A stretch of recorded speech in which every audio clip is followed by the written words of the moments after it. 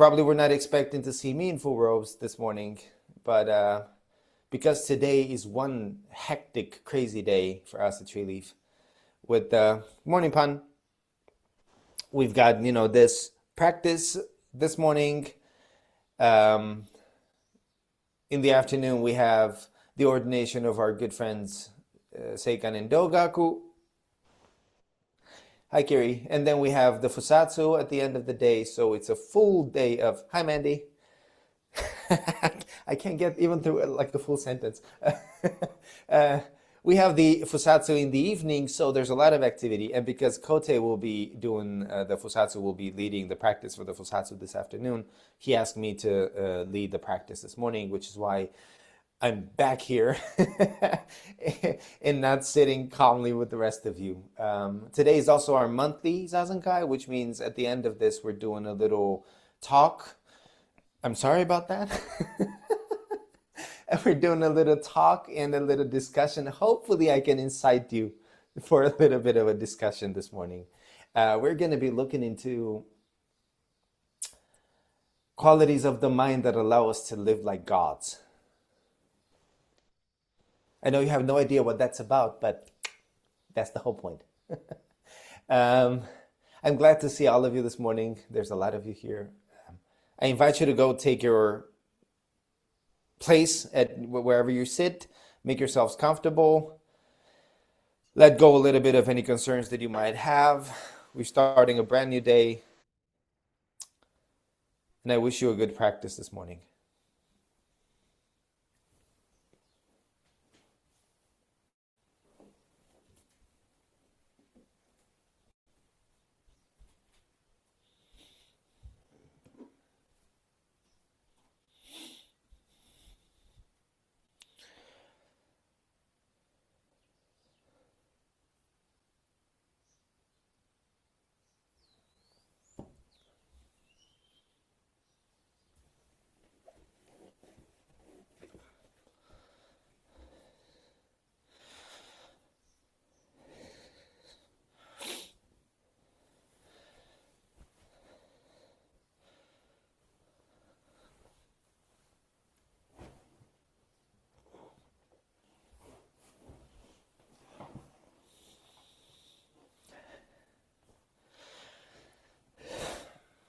Please take your time adjusting the body, making yourselves comfortable.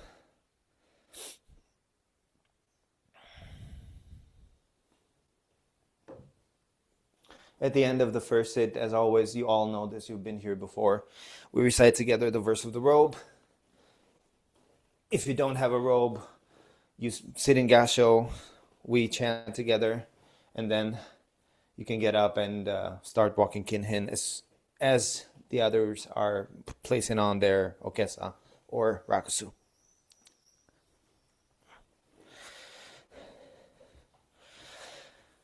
You know, in his ode to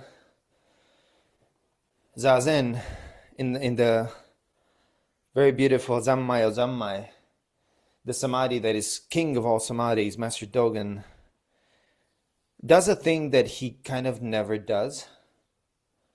He talks about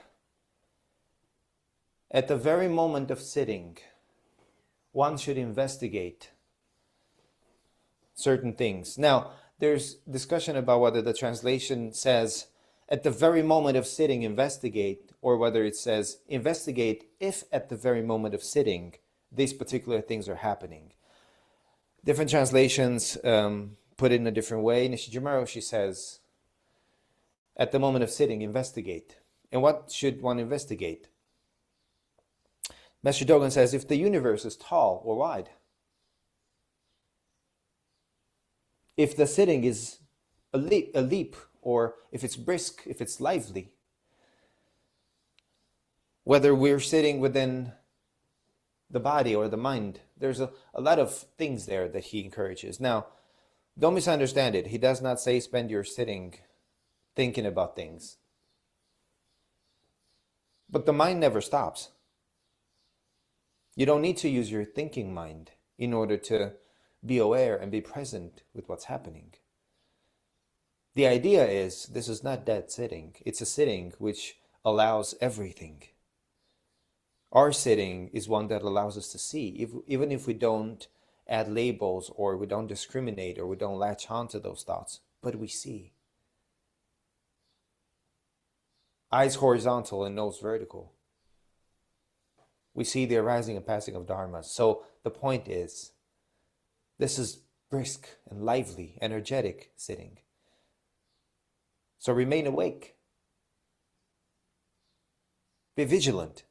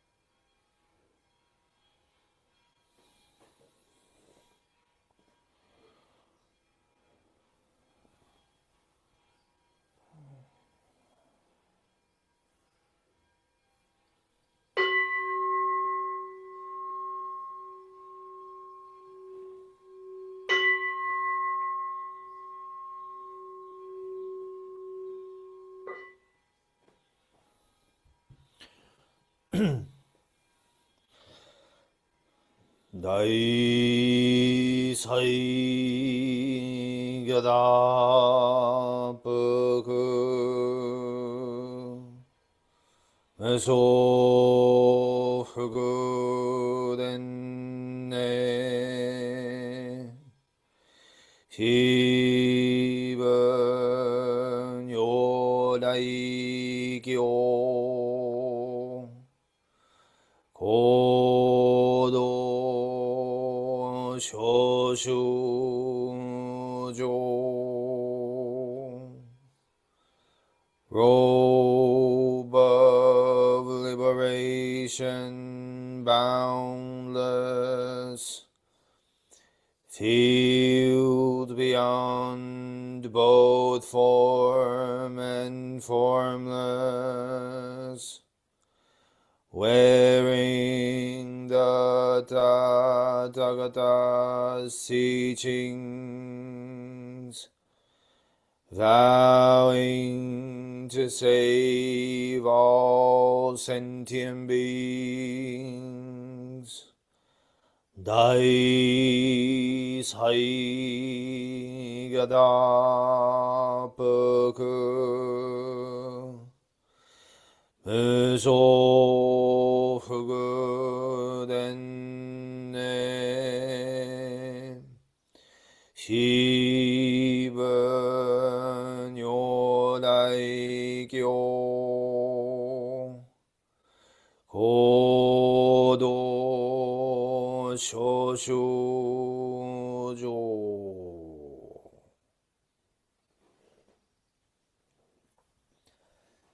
KINHIN.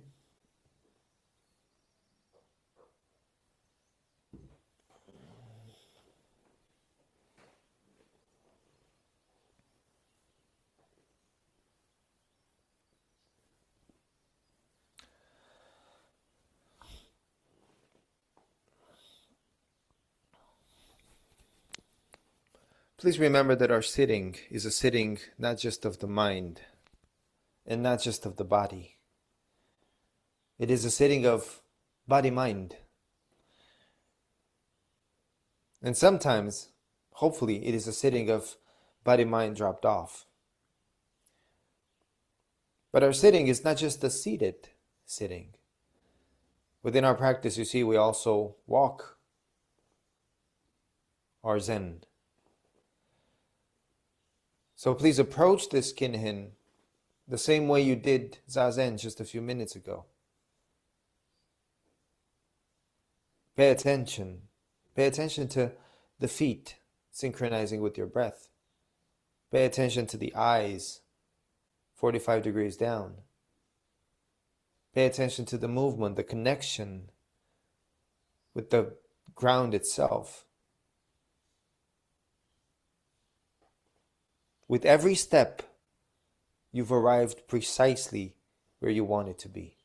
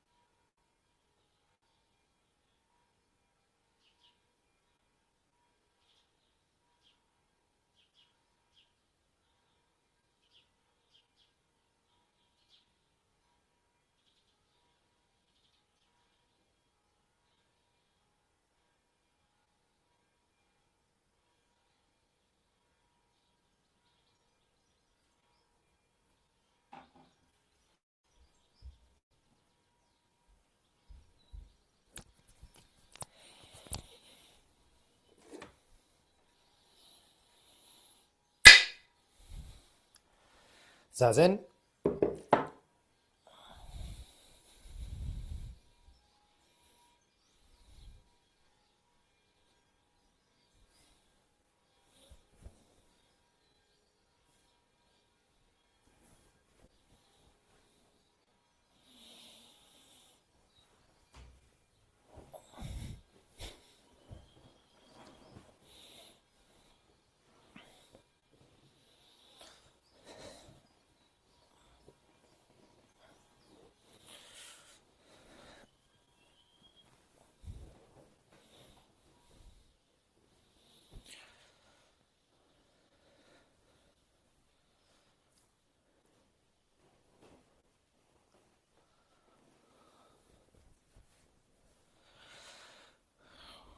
We say of Zazen that it is the Dharma gate of joy and ease, or joyful ease, depending on translations. But any of us that has said Zazen knows that it's not always joyful and it's not always easy. But ease comes when we take our hands off the steering wheel, when we let go of thinking, of discrimination, of negotiating with reality, when we let go of trying to control the unfolding of everything, then it becomes easy. And when ease settles in, joy comes up. The joy of seeing everything as it is. The joy of realizing the whole function manifests as you in this very moment, in this very place. Whether it be you being still or you being agitated, you being tired or you being rested. You with the body that feels good or you with the body that aches and hurts. All of it is right here, so there's no need to search for more, to add expectation to our sitting, to add goals to our sitting. All we do is awaken moment by moment to the profound reality unfolding.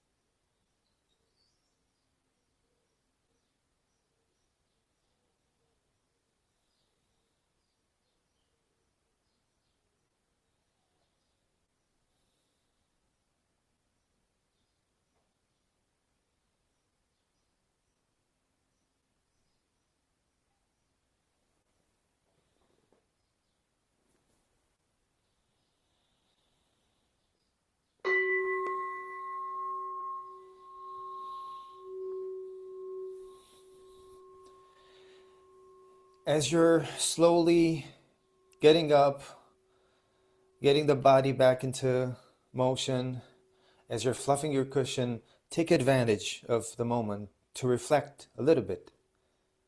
What was the mind like during your sitting? Was it agitated? Was it calm? Was it wide or narrow? Was your body at ease? Was it hurting? You don't need to do this with a judgmental mind. It's not about good or bad. Do it with a curious mind. A mind that wants to just know and understand. As always, we're going to move into our morning service. It's our long service today. So we're doing the Zazenkai as well.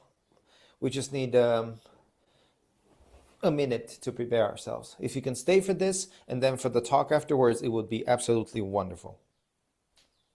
I hope you do. But if you can't, it's okay.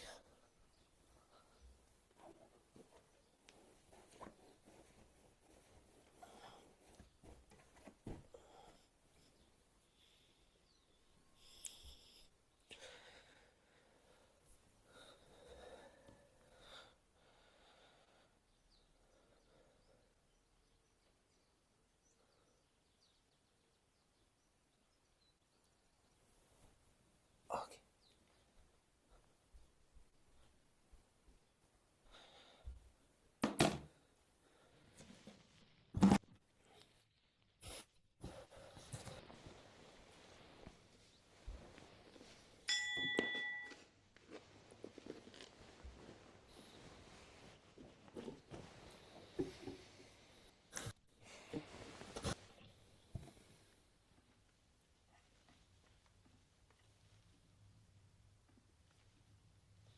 Can you still hear me Yes. from the microphone or from... No, it sounds nice and clear, whatever it is. Okay, because I got some sort of a notification that my microphone wasn't working and I should check settings. Technology, my friends, technology. So did everyone get to hear the church bells, the Jesus train, Yes, and the little birds too. and the birds? Oh, fantastic.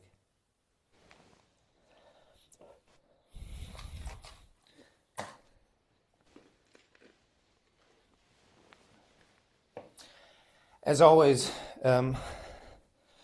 please don't force your bodies into something that they're not able to do.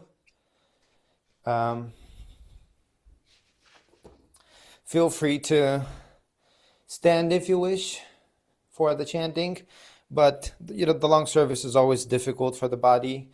I know it with the bad back sometimes. Sitting in gasho for 15 minutes is a killer. So if that's not something you're able to do, please feel free to sit down in seiza or on a chair, whatever feels comfortable for your body. As soon as we're done with the prostrations at the beginning of the service, I think that's all. Can we start? Yes.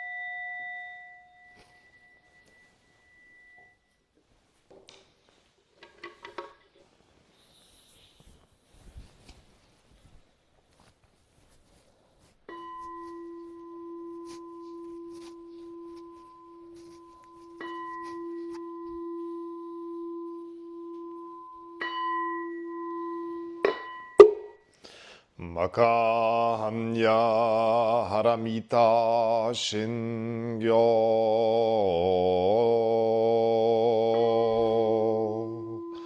kanji saibo satsu gyojin hanya haramita ji shoken go kai kudo isai kuyaku sharishi shiki fui kuku fui shiki shiki sokuze kuku sokuze shiki ju sogyo shiki yakubu nyoze sharishi se shoku sofu shofu metsu fuku fujo fu sofu genze koku shu mu shiki muju sogyo shiki mugen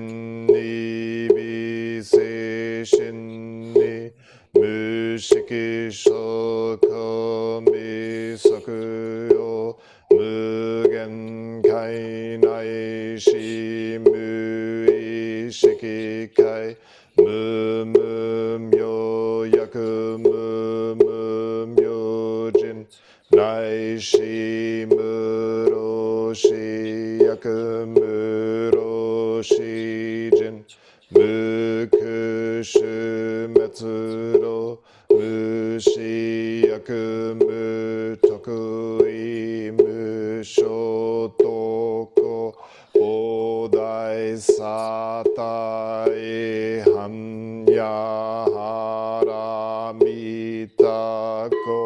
shinmukege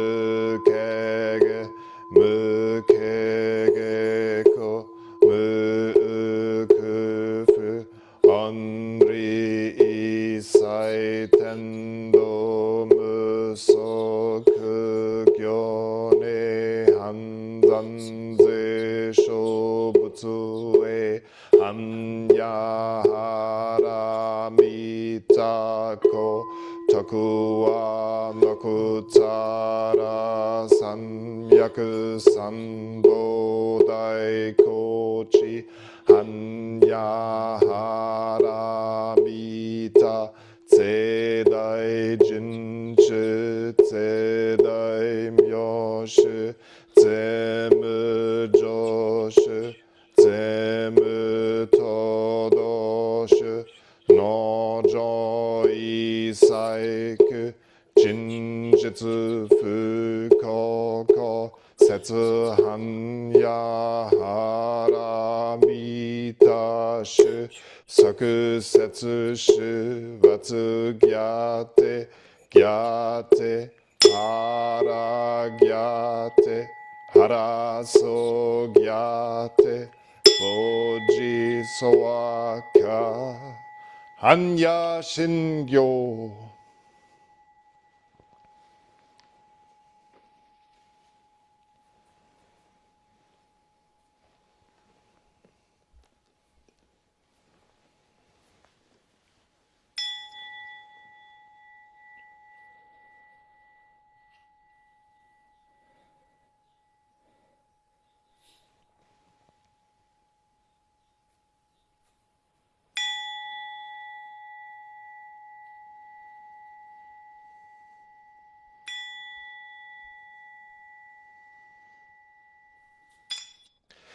The identity of relative and absolute.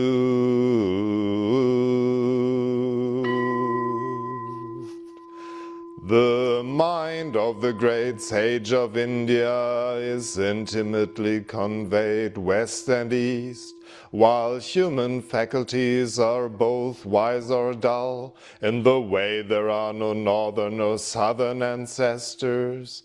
The subtle source shines clear in the light, the branching streams flow in the dark. To be attached to things is primordial illusion. To encounter the absolute is not yet enlightenment. All spheres, every sense and field intermingle even as they shine alone, interacting even as they merge, yet keeping their places and expressions of their own. Sights differ primarily in shape and character, and sounds in harsh and soothing tones. The dark makes all words one. The brightness distinguishes good and bad phrases. The four elements return to their true nature as a child turns to its mother. Fire is hot, water is wet, wind moves and the earth is dense. Eye and form, ear and sound, nose and smell, tongue and taste, the sweet and sour, each independent of the other, like leaves that come from the same root. And though leaves and root must go back to the source, both roots and leaf have their own uses. Light is also darkness, but do not think of it as darkness. Darkness is light, do not see it as light. Light and darkness are not one, not two, like the foot before and the foot behind and walking. Each thing has its own being, which is not different from its place and function. The relative fits the absolute as a box and its lid. The absolute meets the relative like two arrow points that touch in midair. Hearing this, simply perceive what is, make no criterion. If you do not see the way, you do not see it even if you walk upon it. Walking forward in the way, you draw no nearer, progress no farther. One who fails to see this truth is mountains and rivers away. Listen, those who would perceive this subtle matter, live well your time by night and day.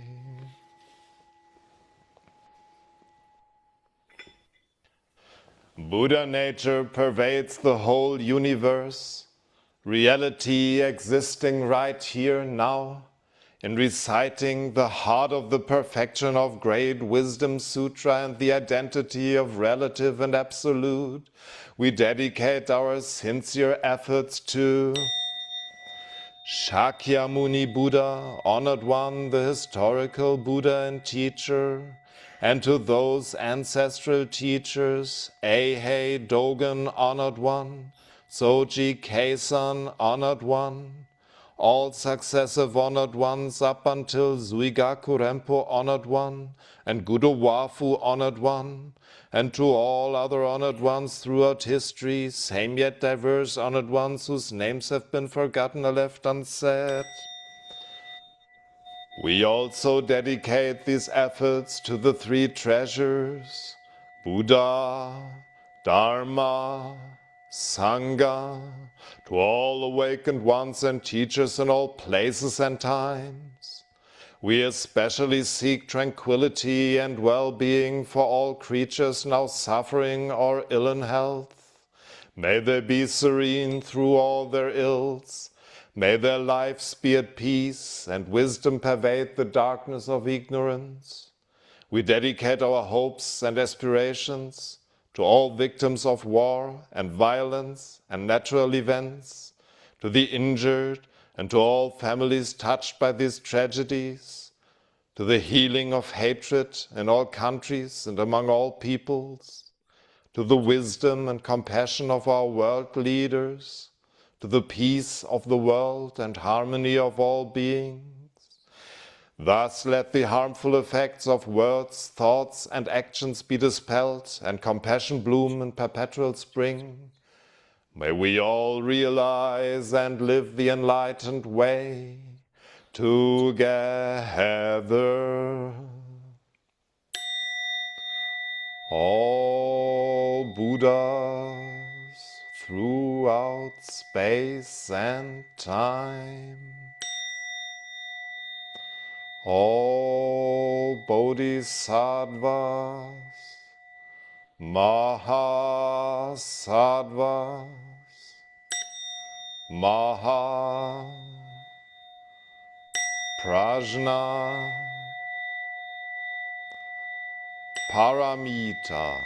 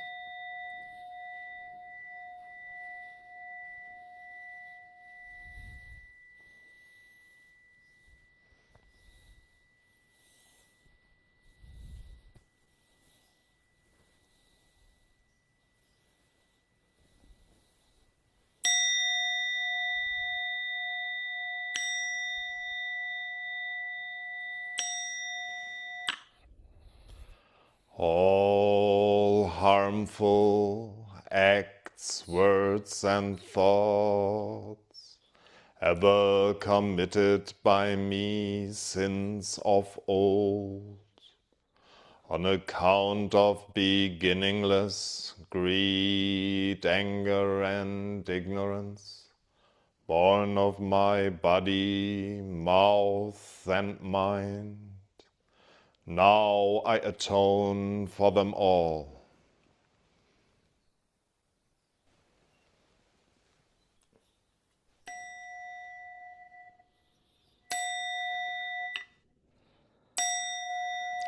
I vow to save all sentient beings, though beings numberless, to transform all delusions, though delusions inexhaustible, to perceive reality, though reality is boundless, to attain the enlightened way, a way non-attainable.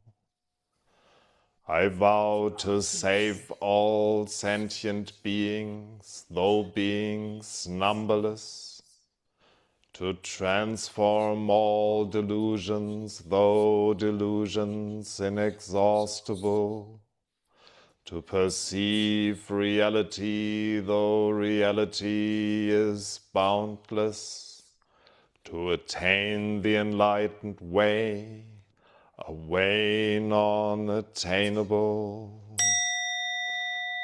I vow to save all sentient beings, though beings numberless, to transform all delusions, though delusions inexhaustible, to perceive reality, though reality is boundless, to attain the enlightened way, a way non-attainable.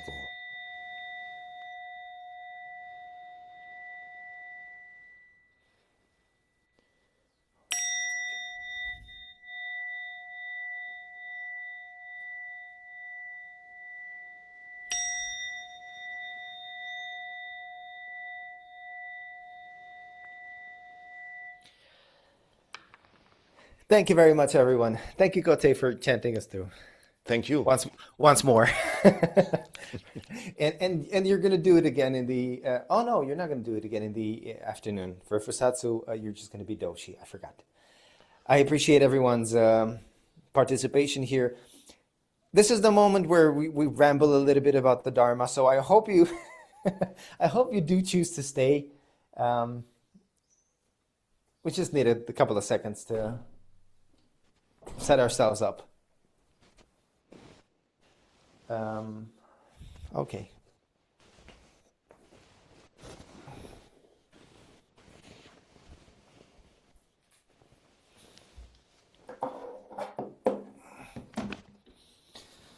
I would like to spotlight you, if you don't mind. Yes, perfectly fine. I would like to unspotlight myself the second you spotlight me.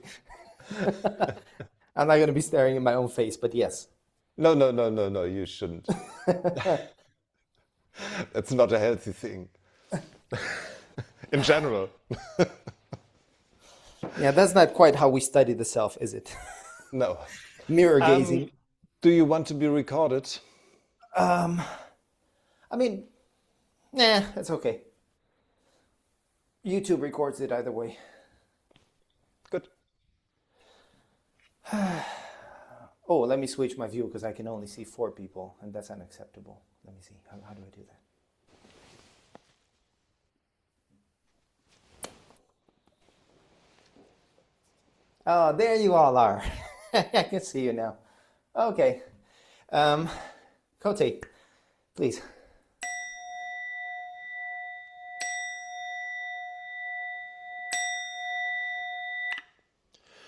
The Dharma, incomparably profound and infinitely subtle, is always encountered but rarely perceived. Now we see, hear, receive, and maintain this. May we all realize the Tathagata's true meaning. The Dharma, incomparably profound and infinitely subtle, is always encountered but rarely perceived. Now we see, hear, receive, and maintain this. May we all realize the Tathagata's true meaning. The Dharma, incomparably profound and infinitely subtle, is always encountered but rarely perceived. Now we see, hear, receive, and maintain this. May we all realize the Tathagata's true meaning. Lovely. Thank you very much. Ooh, I just pulled a Jundo. Lovely. Okay. Thank you very much, Kote. I think at the beginning I made up a title for this talk. See if I can remember. It was something like how to live like the gods, right? It sounds like a weird title, but there's a point behind it. Some of you know me very well, and you know that I like to talk about things that we don't talk about. I like to bring up things that we don't bring up that often. And it's one of my probably favorite things to do when it comes to studying the Dharma, to dig into the treasure chest that is the teachings of the Buddha indiscriminately. I don't care where it comes from. I don't, it's beautiful and there's a use for it. But the really fun thing, the really educational thing, I think, is to be able to locate a version of whatever teaching we're talking about within our very, very particular and special Zen way. I think there's a tendency to think that Zen has let go of absolutely everything that has to do with the Buddha's teaching. And my personal take on that is no, it hasn't. Zen has somehow, in a wonderful, wise way,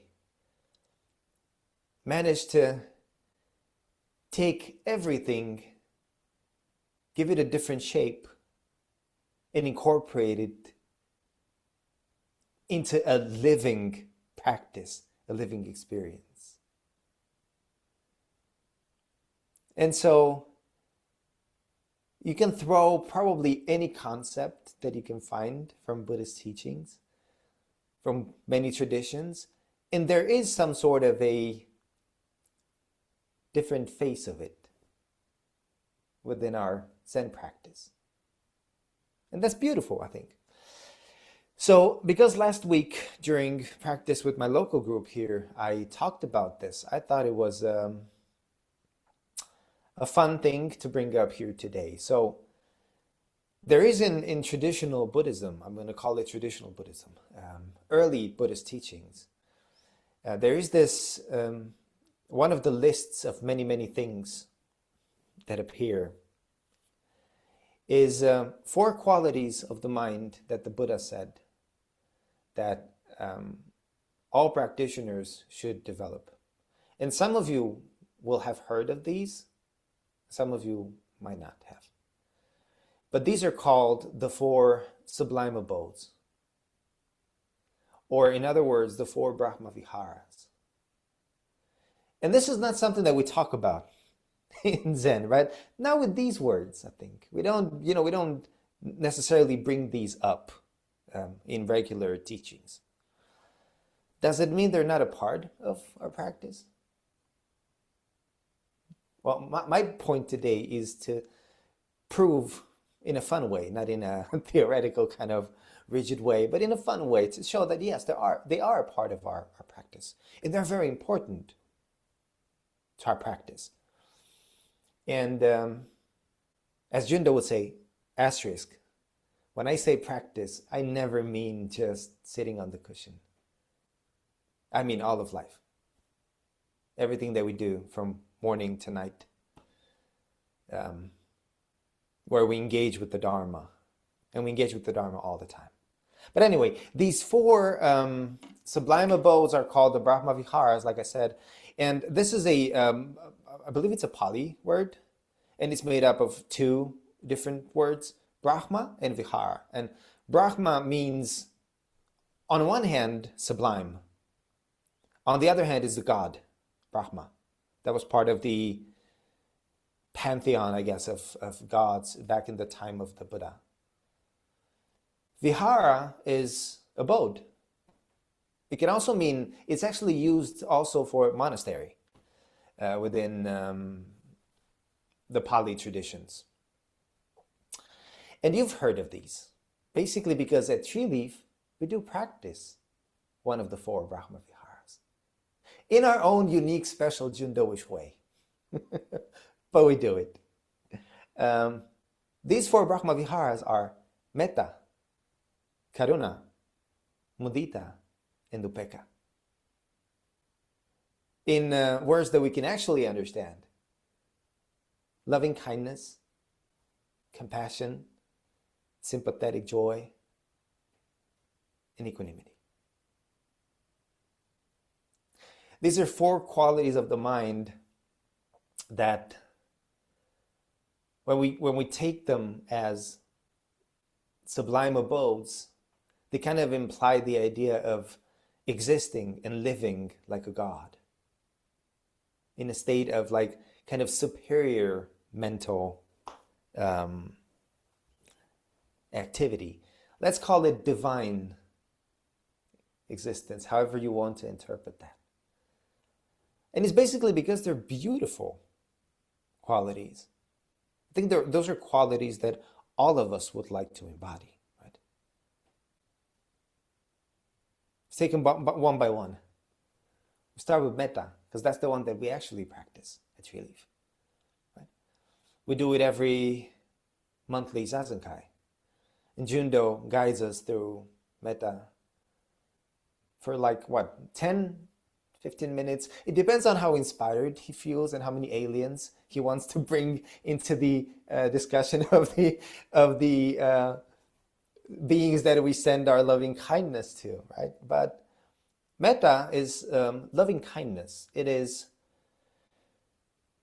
that selfless wish for the well-being of everyone and everything.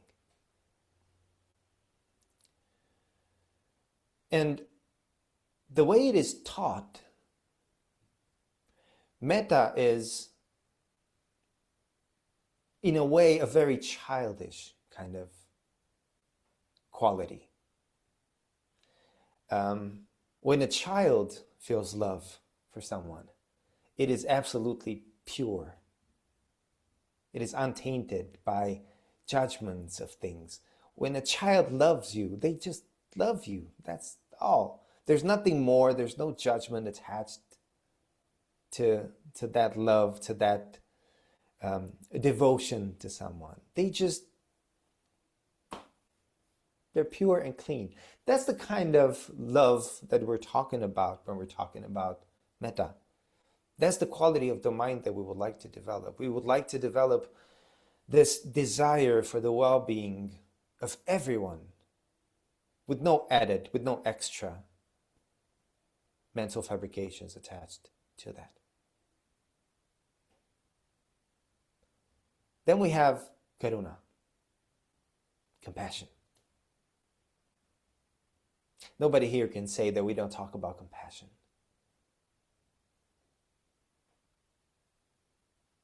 The Bodhisattva is the embodiment of compassion.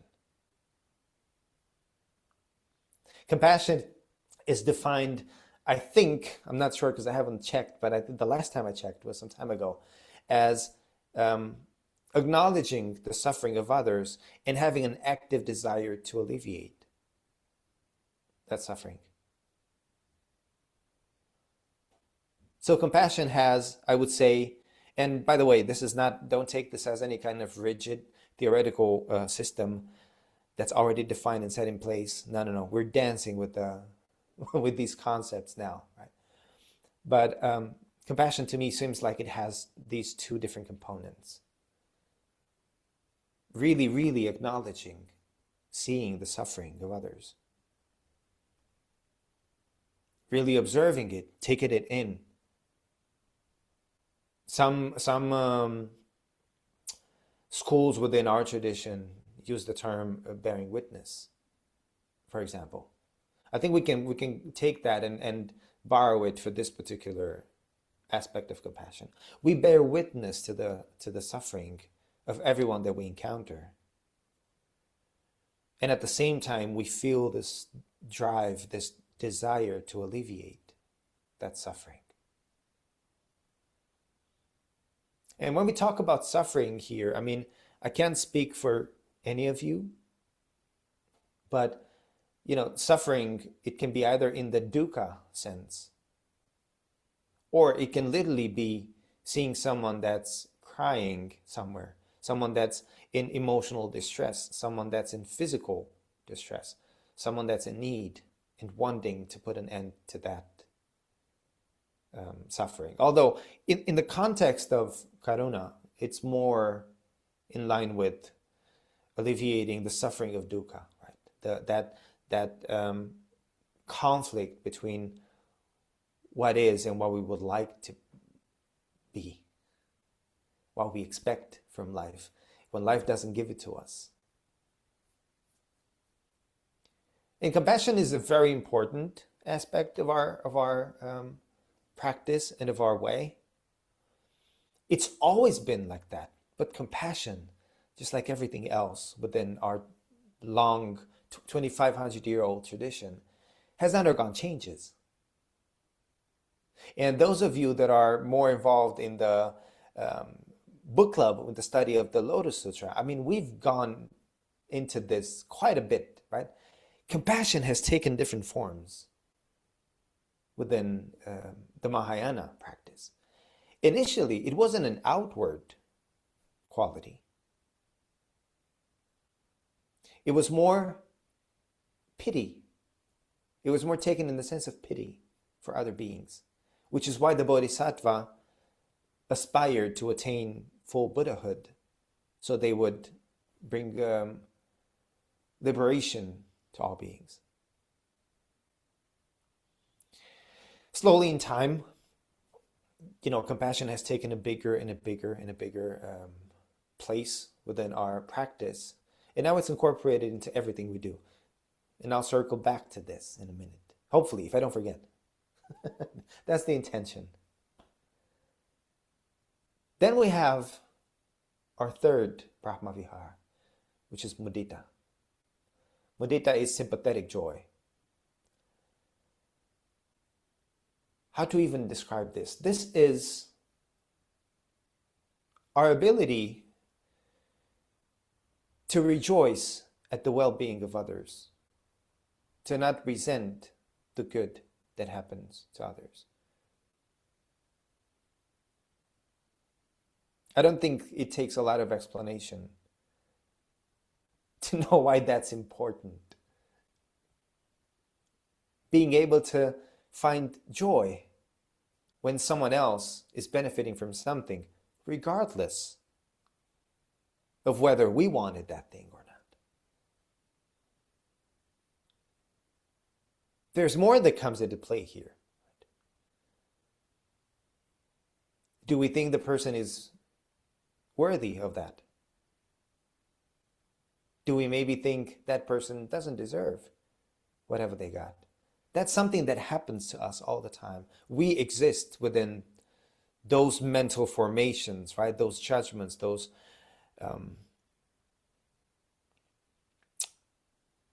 values that we add to things. So obviously, a quality like sympathetic joy is very important. And then the last Brahma Vihara, the last divine abode for the mind, is equanimity. Again, none of you here can say that we don't talk about equanimity in our practice. Jundo likes to add radical before it. It's radical equanimity, right? When we sit in Zazen. So what is equanimity? I think I pulled up the definition before because I thought it was very interesting. So equanimity is defined as a state of psychological stability, calm, and emotional balance, especially under pressure, stress, or during difficult situations. It involves maintaining an even-tempered, non-reactive, and mindful mental state, rather than reacting emotionally to challenging circumstances or surprises. It is often described as a level mind. A balanced mind, a level mind is equanimity. We find that, or at least we aim to find that in our sitting practice. Is it there always? Only you can answer that question. Sometimes it is, sometimes it isn't. Is it important? Well, life has dukkha embedded in it, right? Impermanence is embedded in it. Change is embedded in life. It is unavoidable to have unpredictable stuff blowing up in your face every single day. And sometimes that stuff is easy to deal with. Sometimes we know what to do about what happens. Right? We know how to tackle it. We know how to solve it. Maybe we know how to move past it. Sometimes we don't, and sometimes we can't. The can't part is the difficult one. And so equanimity, the balanced, leveled mind that's able to not react harshly, abruptly to these changes of life, is probably something that we want to have and want to develop. We want to be able to access it.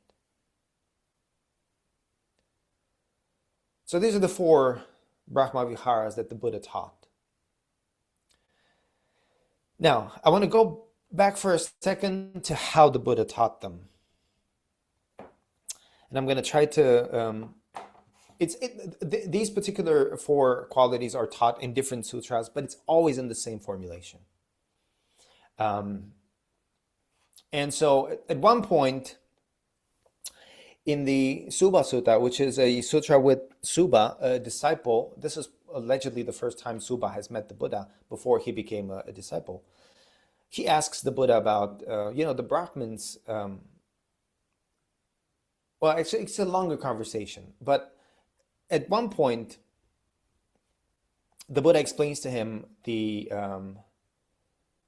qualities that help one live with the divine. Originally, in early Buddhism, practice in the Brahma Viharas meant that one would have a guaranteed rebirth, at least in the realm of the gods. So if you couldn't attain anything else, by practicing compassion, by practicing loving kindness, by practicing sympathetic joy, and by practicing equanimity, you would have at least a guaranteed rebirth in a good place. Not in a bad, like animal-like state, for example, but in a godly realm.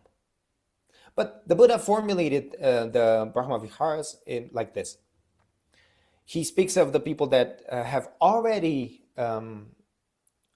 dealt with the issue of morality. So someone that's already developed morals and an ethical behavior, someone that already understands the need for seclusion, for practice, someone that's already working towards practicing the Dharma, comes, finds a secluded place, sits down under a tree, establishes mindfulness before them, and then the Buddha says they meditate, spreading a heart full of love. This is metta. To one direction, to the second, to the third, to the fourth.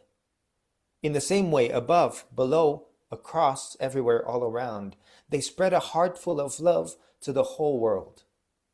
Abundant, expansive, limitless, free of enmity and ill will.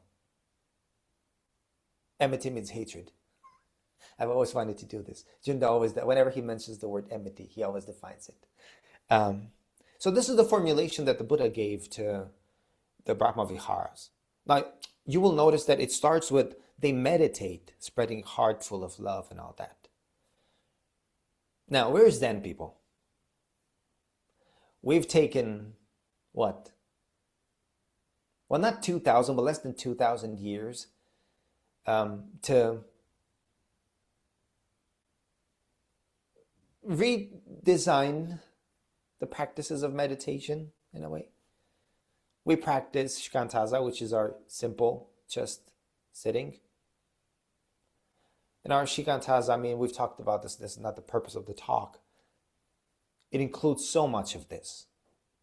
But it is not this kind of meditation, right? It is not the meditation where we sit on the cushion and we spread loving kindness to all beings in front of us, all beings to the right of us, all beings to the left, all beings on top. And we do that for 30 minutes. We don't do that. It doesn't mean you can't do that. As a matter of fact, it's actually a lovely practice. And in your, time off from doing shikantaza or something else, there's always a wonderful thing to try other kind of practices. But as Zen people, we take these things and we dance with them. And that's kind of the point of what I wanted to do with these four qualities today. Tie them to our Zen practice. Our Zen way is not one of conceptualizing and just mentally studying things and developing things in their mind, in our minds. Our way is one of bringing them to life in everyday moments, in everyday actions, concrete actions. So what that means is that, first of all, we can find these qualities, the practice and the development of these qualities. We can find them within our practices. But because they're not labeled as such, because they're not explained as such, they might go unnoticed. So we don't sit down on the cushion and meditate on, now I'm spreading love to all beings around me. Now I'm spreading compassion to all beings around me. I wish well-being for all. We don't do that. What do we do? Well, let's start with the precepts. we practice with the precepts, right? When I say practice with the precepts, is we make an effort to live in accordance with the precepts as much as we can. One of the precepts right at the beginning, and we're going to talk about the precept. Well, Kote is going to talk about the precepts in a few hours later today at our Fusatsu ceremony, which is so important. It's our reminder of how we practice, how we live our day-to-day life. But one of the precepts is to seek, as we can in this body and life, to live in a helpful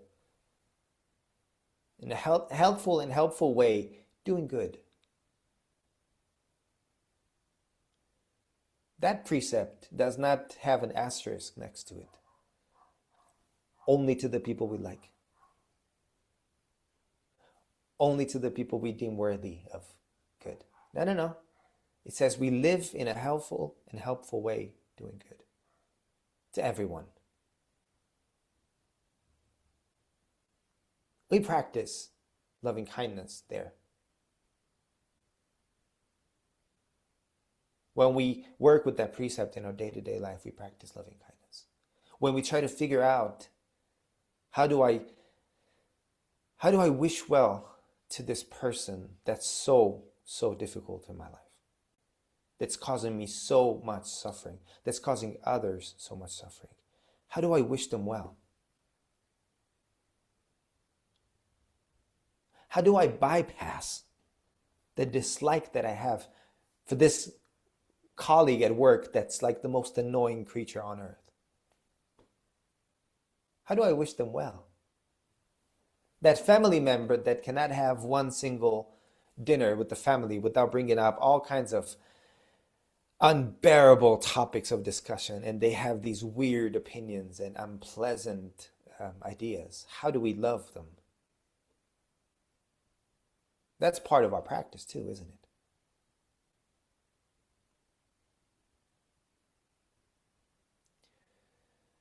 Think about our Zendo forms of practice. We come to our cushion, we bow. Do you bow to the cushion? No, you bow to the practice that's done on the cushion. You bow to the people next to you. And if, in our case, we have no people next to us. I mean, you're lucky if you have people next to you. It means you're practicing with your family. Lovely. But there's people here in the different squares. And we bow in appreciation, in gratitude to their practice, to their commitment to the same path that we're taking. And then we turn clockwise and bow to the rest of things. The rest of the room in a physical sense, but the rest of everything that supports our practice. If you do that mindlessly, you miss the point. If you do that mindfully, every single time we bow, a little bit more of that compassion is understood, is embodied. And then we get up and we sit for 15 minutes like this. And we, and then as soon as we're done chanting our hearts out, the first thing we do is we dedicate the merit of that practice to others. It's not for ourselves. It is for all beings, for all ancestors, for people in countries that deal with war and conflict, for people suffering because of nature and conditions of life. We dedicate it to our lineage ancestors, Nishijima Roshi, Nyowa Zenji. We dedicate it to the Buddha, to all teachers, and to all beings everywhere. Don't you think that's a practice in compassion and loving kindness as well? Fusatsu has something like 18, 19 prostrations. Every prostration is an act of humility, reverence, throwing ourselves at the feet, not just of the Buddha, but of everyone. Everyone. Everyone's a teacher for us. Everyone is in some way or another supporting our practice, whether directly or indirectly, whether in a positive or a negative way. But we learn from everything. So it's included. We don't really do oryoki that often at Treeleaf. We do it once a year, right? We also have our monthly practice that Shinshi is trying really hard to get started. But in oryoki practice, there's a lot of chants. And in one of them, there's these 5 reflections before eating. And the first one says, "First I reflect on the efforts that brought me this food and consider how it comes to me." The second one is, "I reflect on my virtue and practice and whether I'm worthy of this offering." We can't miss the point. There's reflection involved. We only do this every, once a year at oryoki, but imagine you're a training monk in a monastery. That's a daily chant.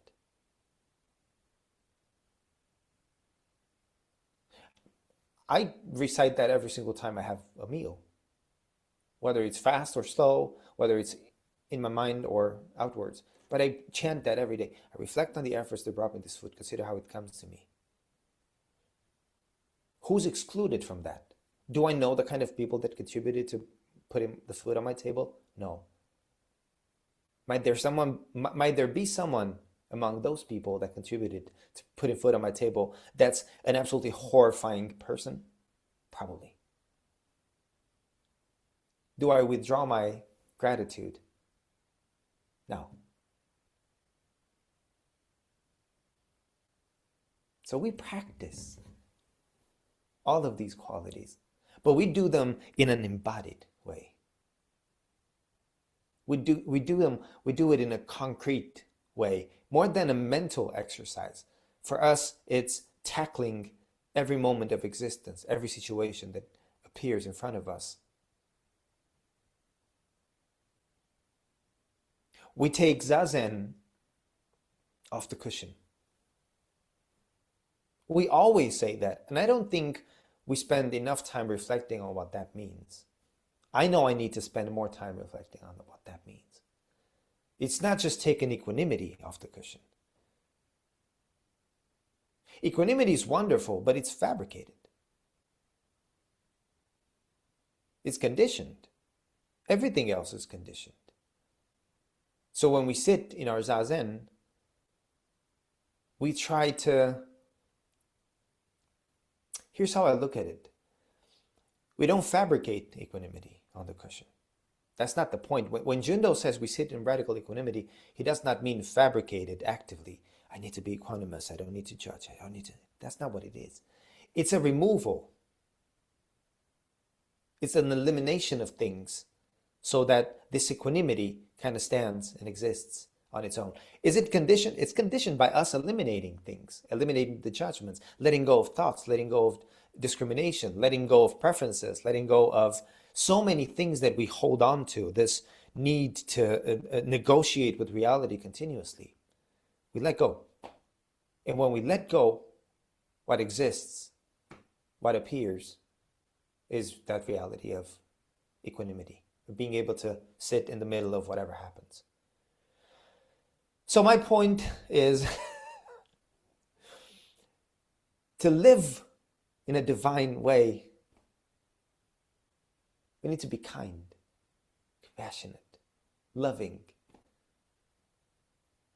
equanimous, and to know these 4 things and how to blend them, and to not be rigid so as to think that they are separate from each other. We need wisdom. I don't know, how am I doing with time, Kote? It's right 11 o'clock. Okay, so I'm going to stop here. I had one more thing, but I'm not Steve Jobs, so I'm not going to go. One more thing. I wish I could, though, because it was a good thing. Please embrace the embracing nature of our Zen practice. We did not discard with any of the Buddha's teachings. We did not get rid of the things there just because different traditions might have them present in lists and in a specific way of practicing with them. It does not mean that they're not present within our way of practicing. We just might tackle them differently. And it's our fun project, educational project, to figure out how they're tackled within our tradition. So we don't miss out on any of these wonderful, wonderful teachings that are meant to ultimately help us have a wonderful, happy life, as happy as possible. I don't shy away from using the word happy. I like being happy. We want to be happy. So that's the encouragement that I have for you. And I'll stop here. Thank you.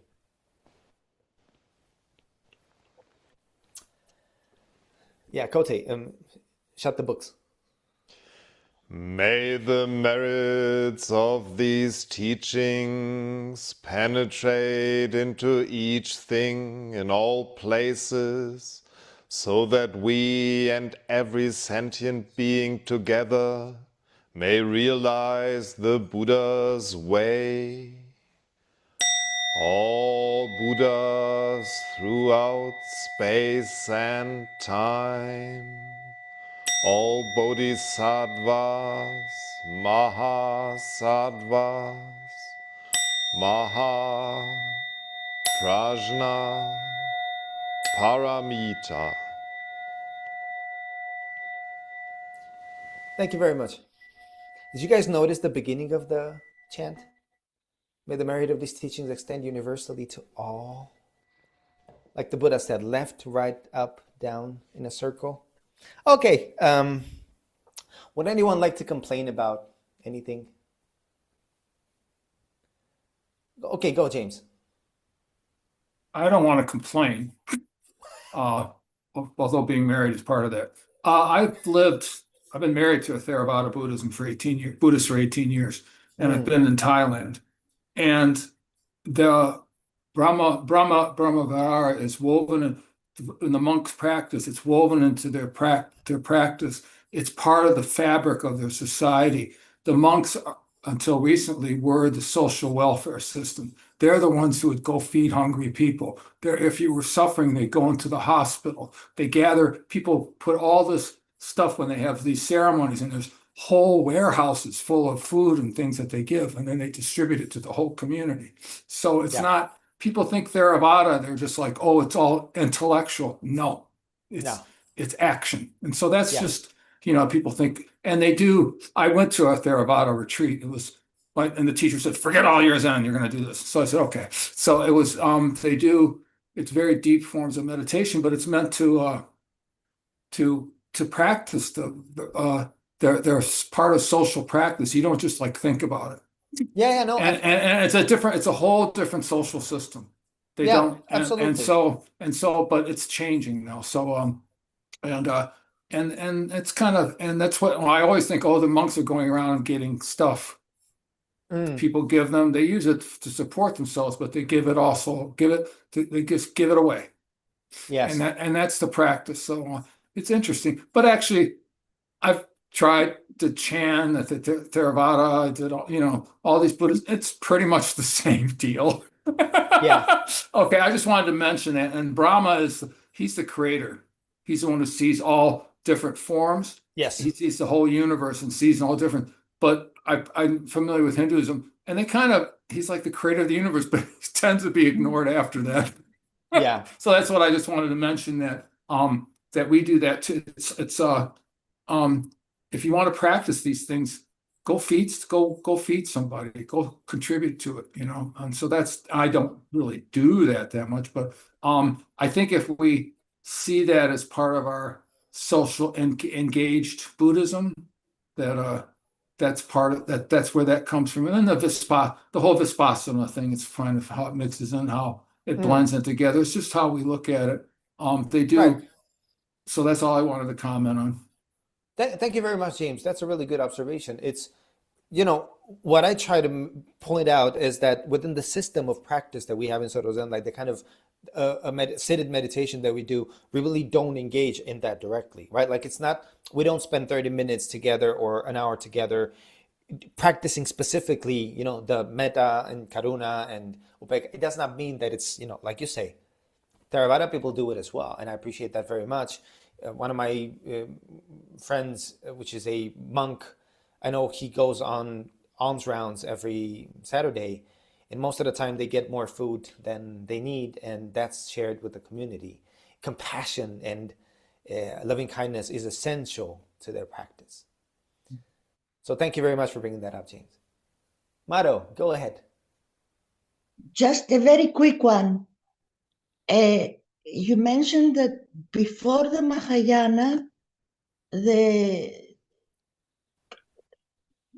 Karuna was like pity. Yes. But I would like to mention that in the Theravada tradition, pity is considered to be the near enemy. It's something that our attention is to focus on that and understand that pity and karuna are very, very different. Well, the word karuna doesn't really appear in very early Mahayana. It's really not a part of the discussion at all. There's other words.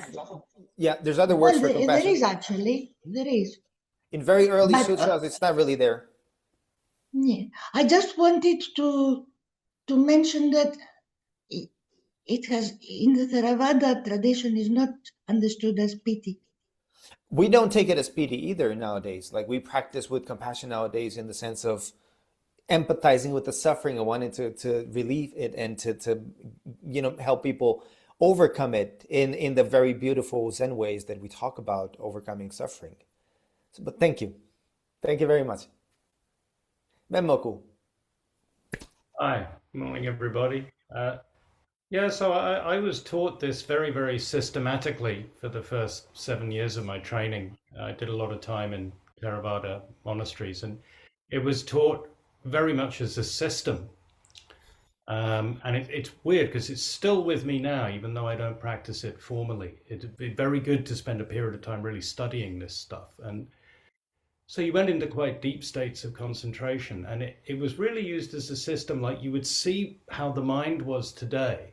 Like if you were feeling a bit self-pitying and looking around at everybody else and thinking that, they've all got better stuff than you, you would quite deliberately develop mudita. You would say, right, I'm gonna develop this joy in other people's good fortune, and I'm going to focus on that, and I'm going to focus on that until the mind comes to balance, and then I'm going to leave it. So again, if you were finding that you were criticizing everyone in the mind all the time, then you would move to metta.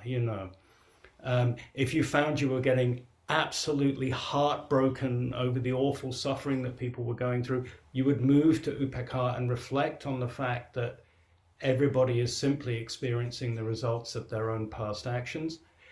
If you got really hard and said, well, you deserve it, you would go back to doing karuna and reflect on, So it was very much used as a way of, and I find I use it, I'm looking after my mom now, and sometimes I get really stuck in self-pity, and I'll almost automatically begin to move away from that. So I think it's really good to remember that it was originally taught by the Buddha as a way of bringing the mind to balance so that it could sit quietly and observe things arising and passing away.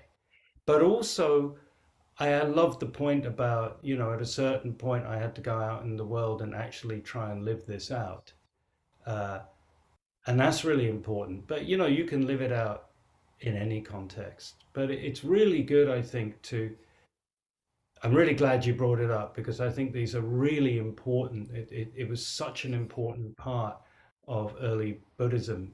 And yes, you're right. We've found ways of integrating it into what we do, and that's the right thing. But I think it's very useful to take time to develop it as an internal practice as well.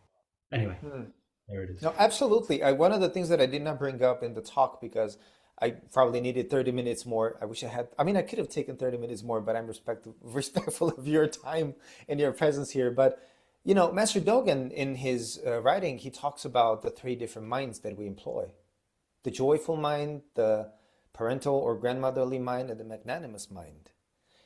Those are not things that just happen magically. Those are developed through practice. You can't just take one line of the Shobogenzo and think that just stands on its own. It's a life-encompassing practice. And when you think about how do you define a joyous mind, what's included in a joyous mind, you will find some of these qualities. You will find sympathetic joy in a joyous mind. How can a mind be joyful when it's resentful? When it resents other people? A grandmotherly mind is a mind that loves, wants to help and educate, correct as well. That happens with loving kindness, with compassion. The magnanimous mind knows empathy, knows equanimity, sorry. How do you get to a point where equanimity happens naturally? It's there. It's there, right? It's included in the way we approach the Dharma on the most basic day-to-day level. And it's up to each of us to uncover the different methods and ways in which we can work with these qualities, which is why it's important to not discard the things immediately. It doesn't matter to me. Thank you, Memoku. Anyone else? Something else? Any thoughts, reflections?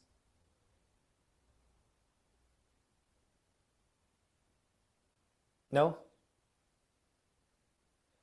Well, okay. Then I think I should probably let you all go. Don't want to keep you for too long. Thank you very much for your presence and your practice this morning, for putting up with the ramblings of this person. Later on today, we've got the wonderful and joyous occasion of the ordination of our friends, Seikan and Dogaku. We've kind of muddied things up this year around. We usually do 2 rooms for viewing and for participating. We got kind of mixed up this year. So it's going to be broadcast over YouTube as usual. So you can witness it and watch it over there. And then we have our Fusatsu, which I wholeheartedly invite you to come to. So we can recommit to the precepts and end this weekend together. Happy May, everyone. Have a wonderful month of practice and of being kind. Can I ask? Yes. Can we see the ceremony via Zoom? Not this time around. Okay. I'm sorry. Okay. Okay, any questions? Anything else before we leave? No? Thank you. Oh, thank you. And thank everyone else. Have a wonderful day. Love you all. Bye-bye. Thank you, Beyond. Thank you, Sangha. Bye. Take care, everyone. Happy Sunday. Great talk, Beyond.